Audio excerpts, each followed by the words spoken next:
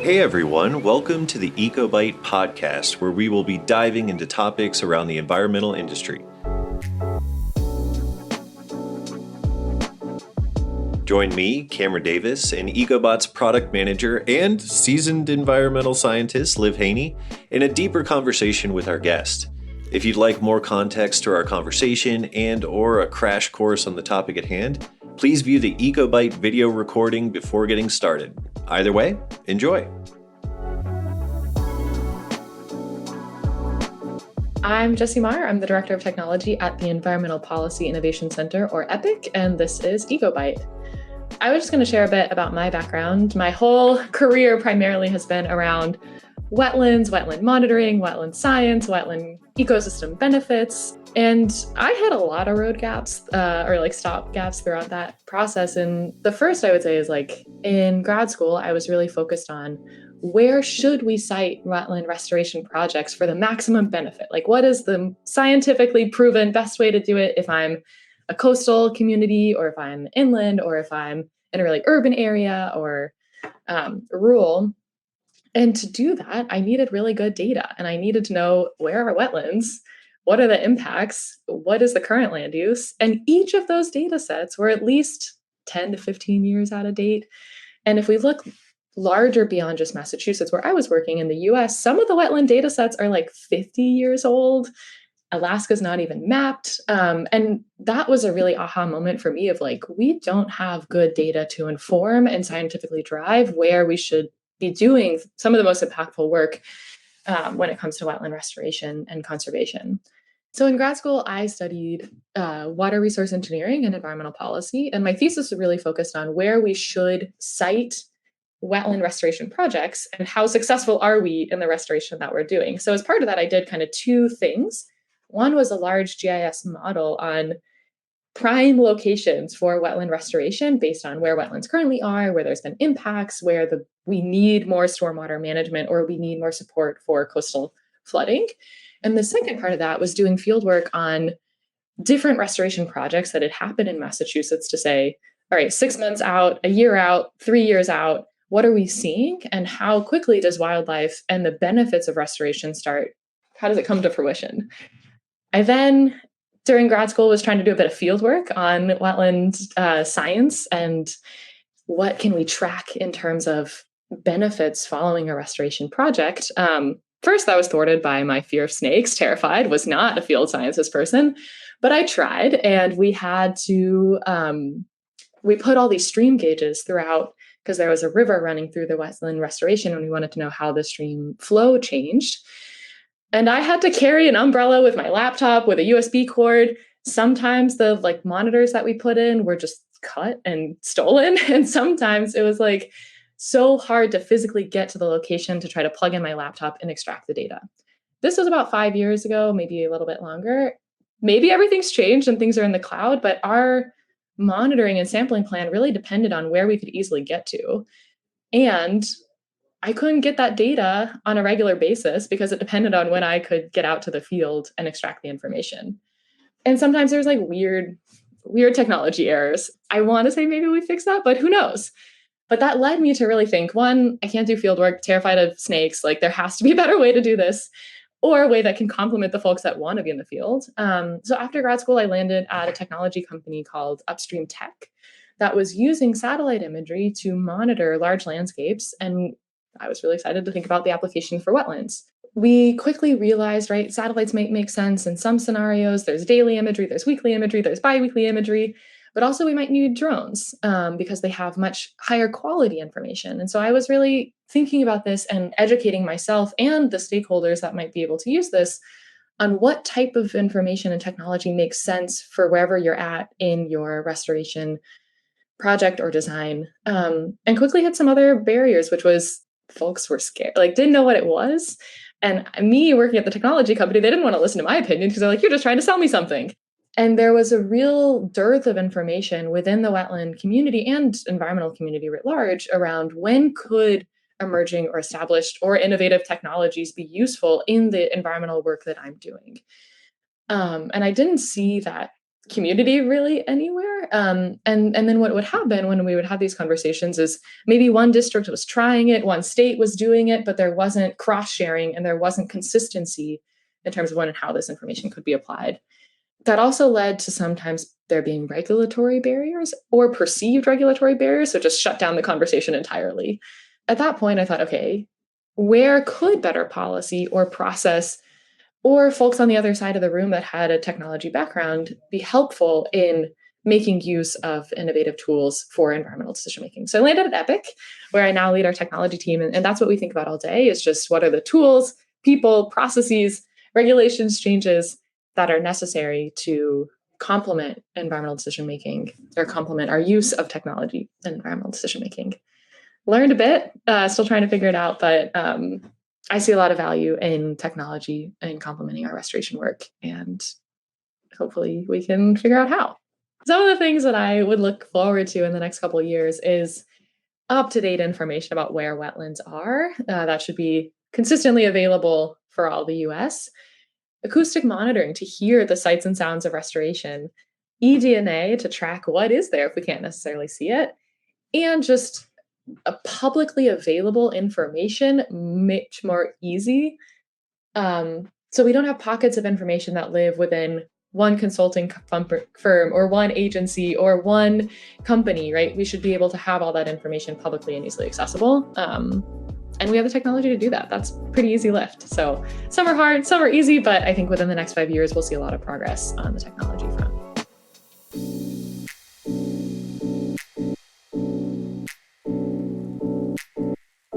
Welcome, everybody, to the Ecobite podcast, where we delve a little deeper into the presentation we just heard from Jessie Mahr.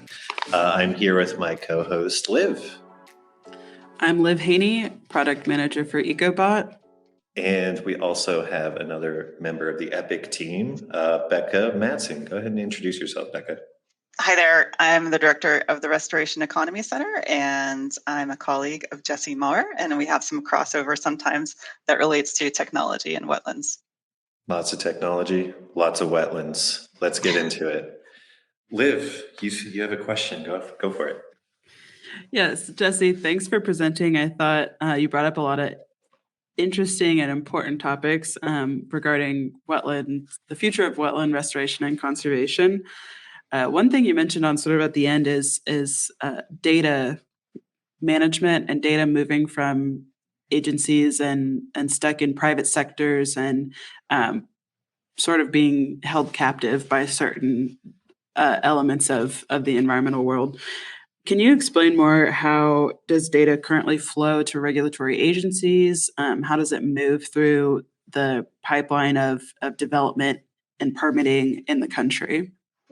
Yeah, that's a great question. I think Becca and I will probably tag team this one. And maybe one thing to say is, I don't think it's always intentional. Like, it's just the nature of how our data infrastructure has been set up. And these systems were created prior to the internet in a lot of cases, and prior to us having really strong data standards. So you see kind of a hodgepodge, depending on where you are in the country, who you're working for, and how you're working. But generally what you can imagine is that we have a baseline information that the National Wetland Inventory provides of where wetlands are. We can start to see that. Anyone has access to that information. And then if I'm a consultant thinking about, well, if I'm trying to do some kind of development project, and if that development project impacts a wetland, then I'm required to mitigate whatever impact that I might have.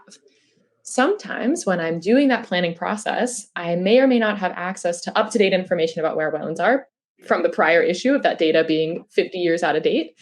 And this is when Beck and I actually first got to know each other several years ago, thinking about that planning process.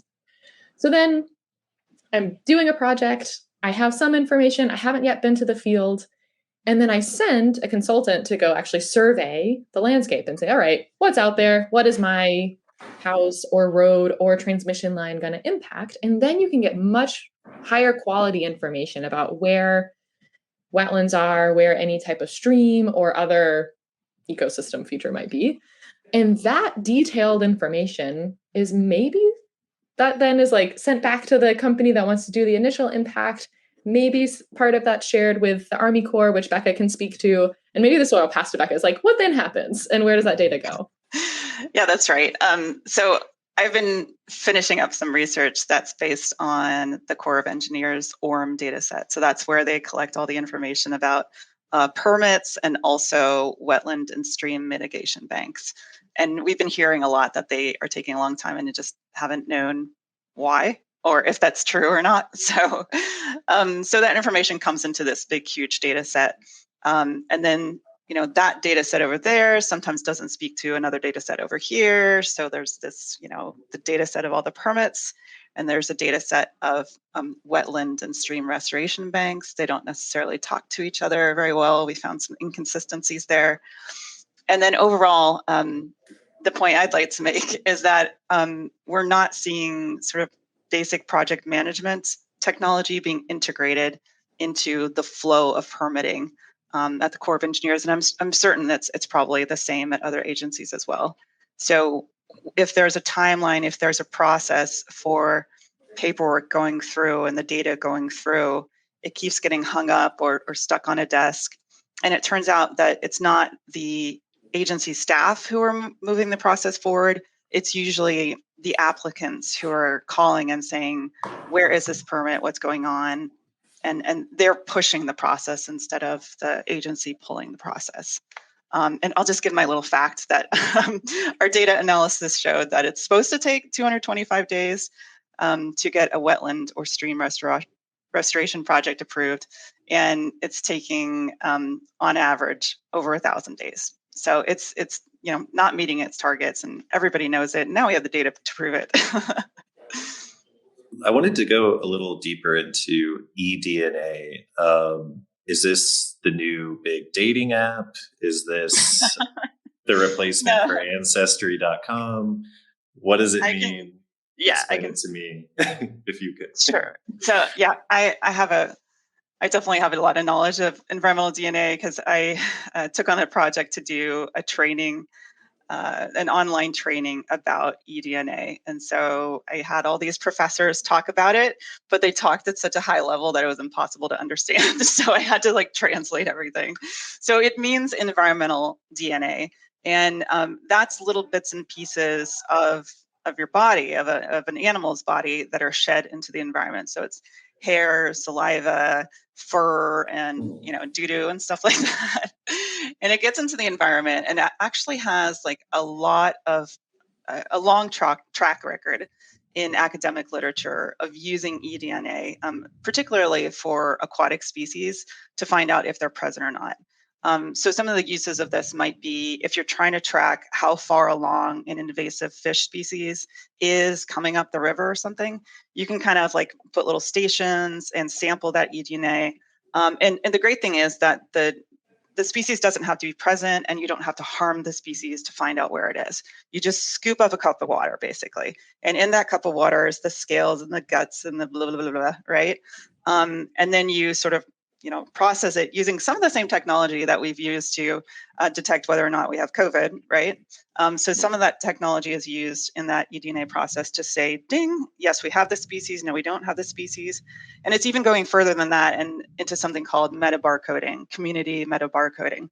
And that's where, as long as you have sort of the map of all the different animals and their genes and their DNA, their code, so to speak, you can sort of take a sample, scoop up that water, and not just find one species, but find a whole community of species. So it's really exciting technology. It definitely, we've seen it being used by federal agencies, not like this is the only thing that we're going to use now, but it's like another tool in the toolbox, so to speak. Becca, who's primarily doing this sampling of eDNA? Who's doing the sampling and analysis of that? I think it's mostly consultants and universities at this point.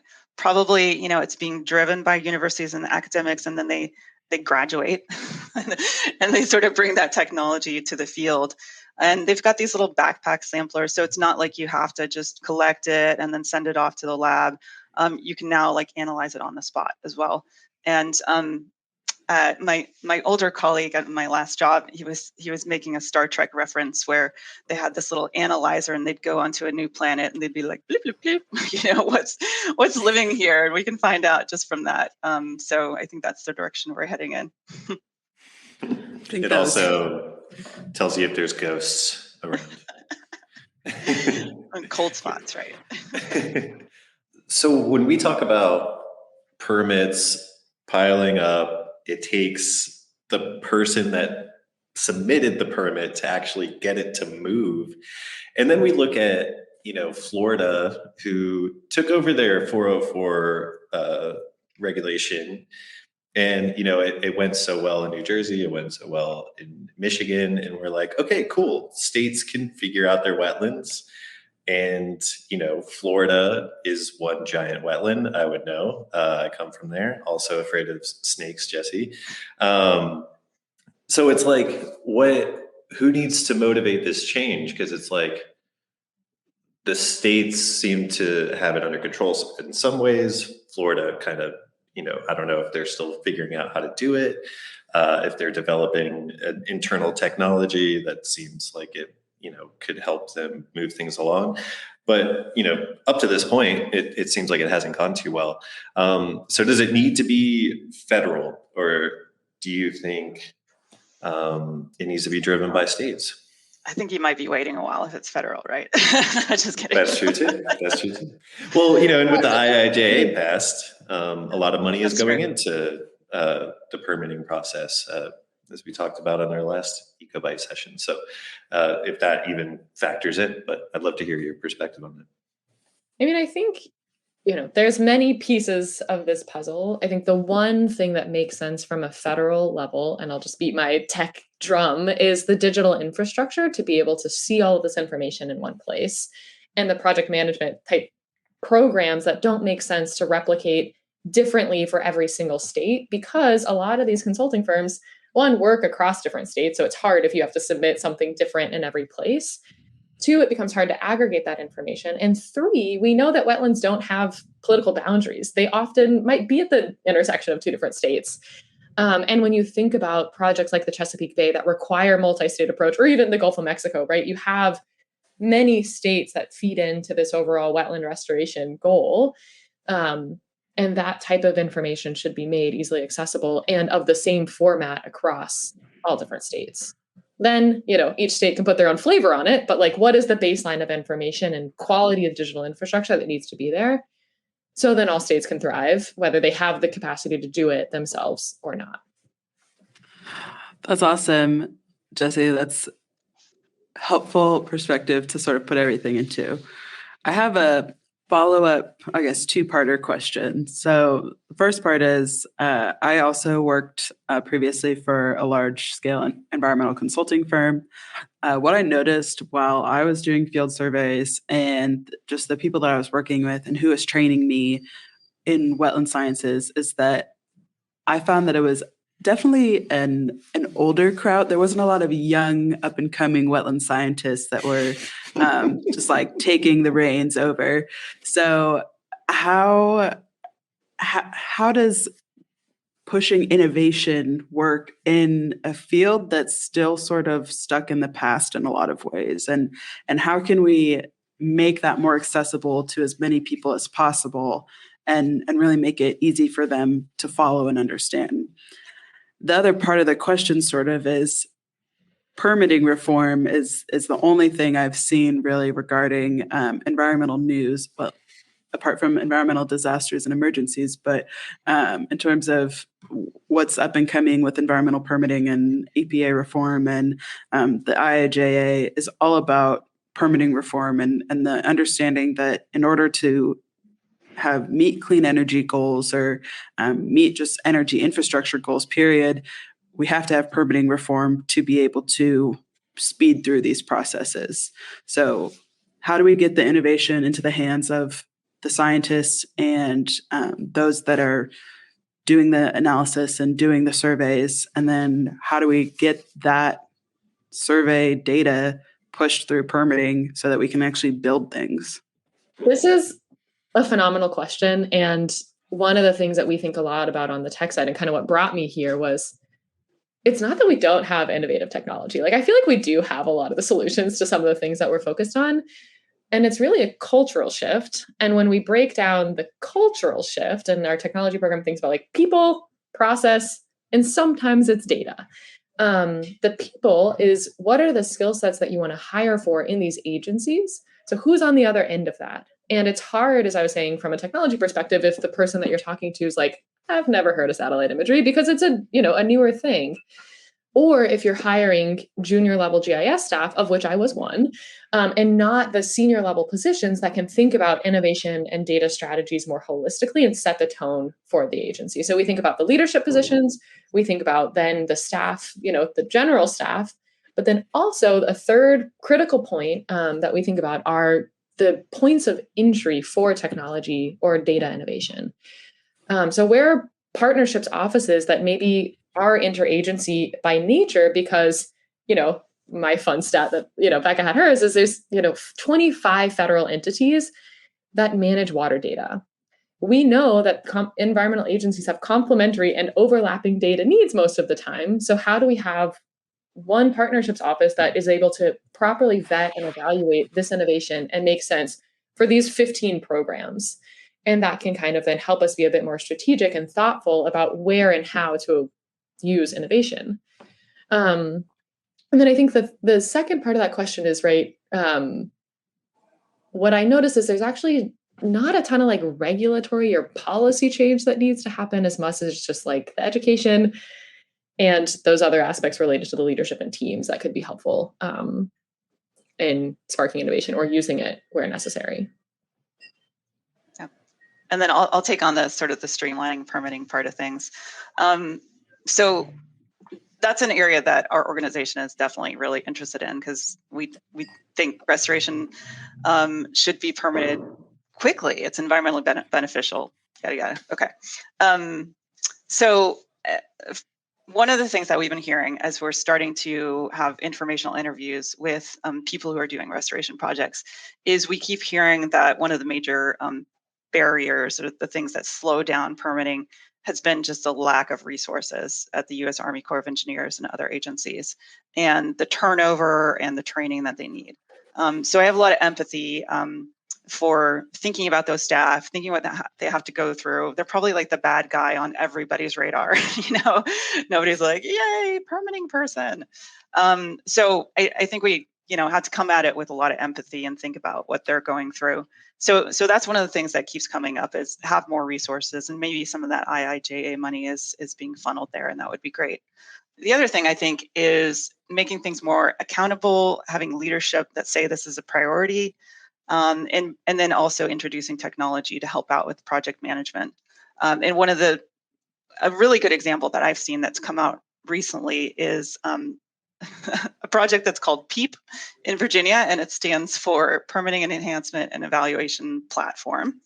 And what it looks like to me is a pizza tracker, like the Domino's pizza tracker. You order your pizza, and it's like, okay, I'm very familiar. Very, very familiar. We have pizza night every Friday at our family. So. Now that's technology I can wrap my head around. Exactly. If you can, so I have a blog. It's called "If You Can Track a Pizza, You Can Track a Permit." The pizza goes in the oven, or the permit comes on the desk. It gets assigned to a staff member, right? And then it's going in the oven, and then it's ready for you, right? So that's kind of what this Virginia PEEP program does, and it has this really wonderful public transparency. It says, the permit's here. It's with our agency, or now it's gone out for review with the state or the federal Fish and Wildlife Agency, and now it's over there. And in addition to that, it also has like automated emails that say, this is the deadline. Hey, you're a week out from the deadline. Have you done it? Here's where you can get to the information. It might even have sort of a cloud storage system so that everybody's going to the same place. So I think it's just a brilliant and it's a no-brainer kind of technology that I hope would be saving time with the agencies as well, You're not taking that time answering requests of where's my permit, or even getting blamed for delaying a permit when it's not even the agency's fault. Maybe it is on the desk of the applicant, and but if you're not tracking that, you don't know where it's at. So that's one of the things that I think is really great about streamlining permitting processes, is creating that accountability and through transparency, creating accountability, but also bringing in that technology to kind of streamline that process. So yeah. Yeah. Well, I want to I guess I just want to figure out so you're talking about data sets like the NWI being 30 plus years old, other data sets being 50 plus years old. What was the situation at that point in time that allowed for such a robust data set to, be created, like every wetland in our country? Also, I assume 30 to 50 years ago, we did not have the technologies that we have now. So it's what was the situation that allowed it to happen then? And now that we're in our situation where we have technology that could do it in, a tenth of the time, let's say, and we're just not. It's just kind of blowing my mind. What caused it to happen then, and why is it not happening now? Yeah, I think Becca and I can also probably tag team this question, but you guys are like pro wrestlers. Get him in the headlock, tap him in, boom.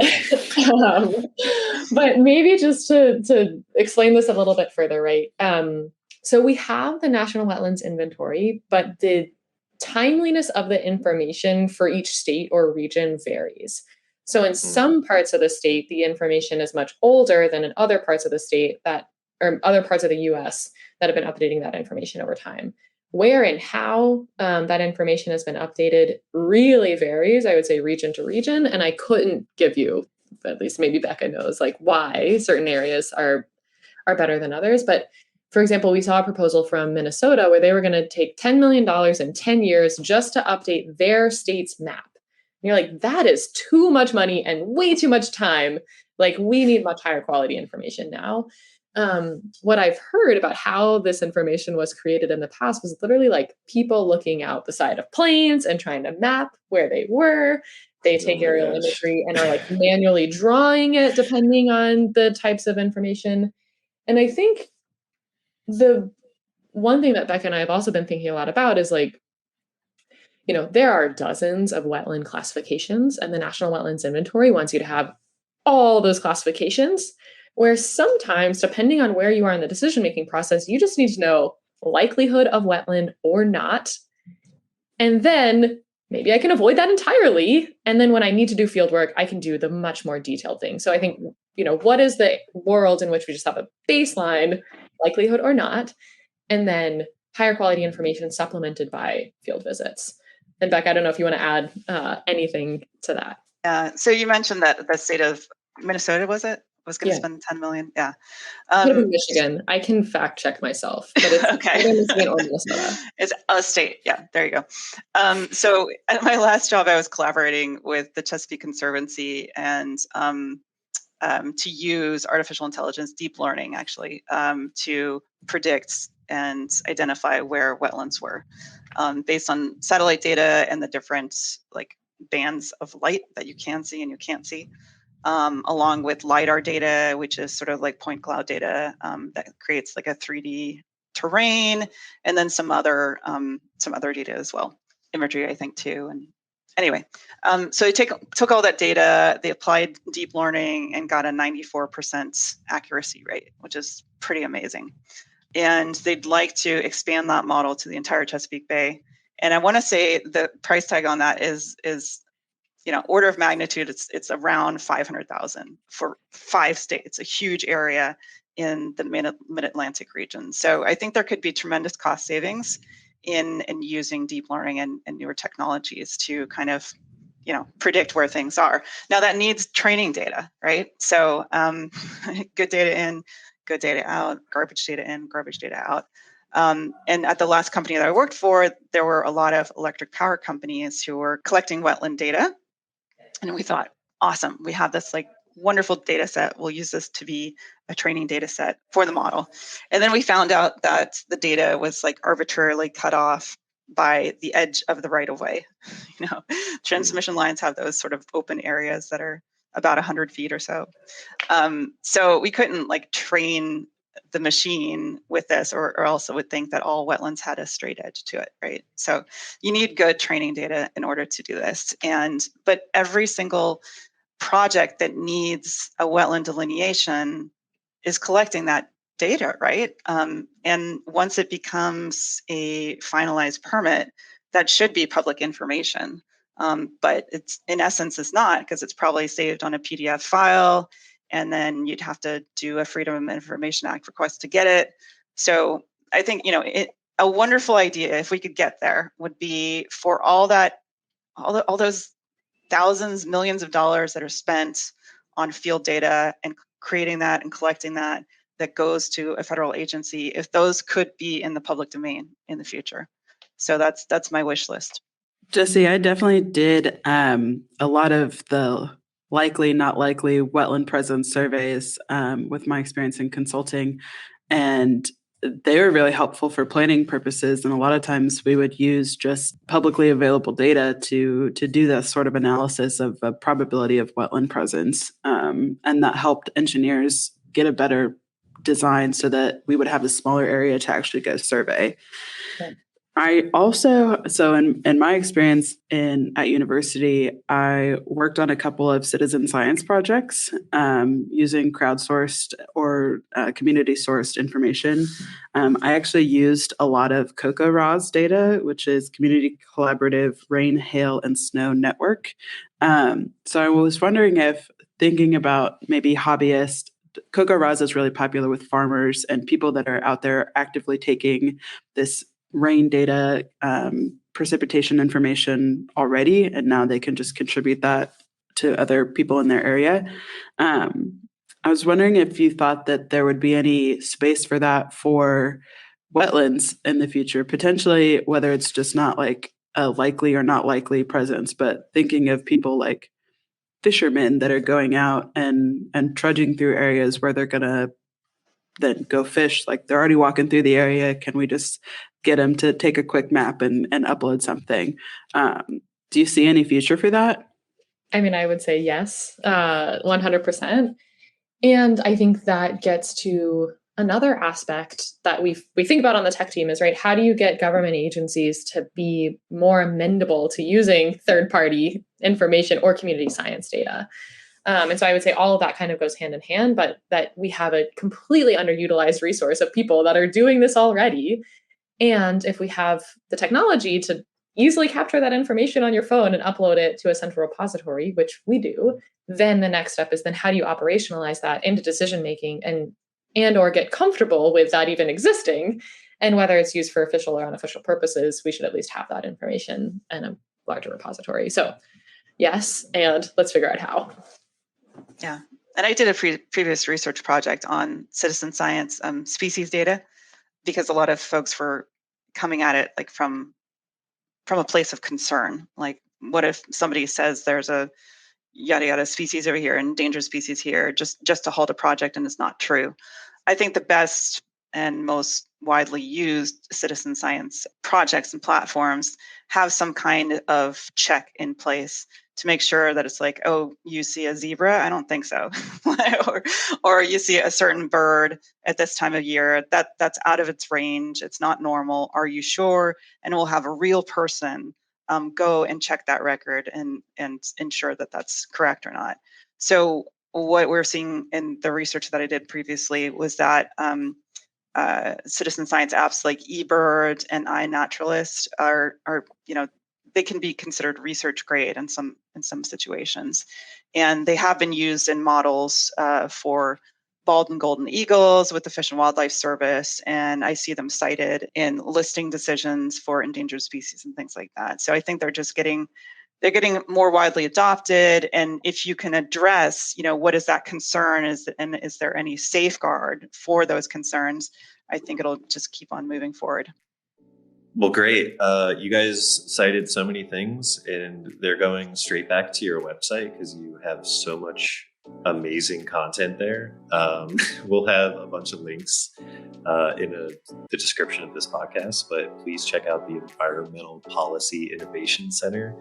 They are doing great work there in writing amazing articles, and Jessie and Becca are a part of that.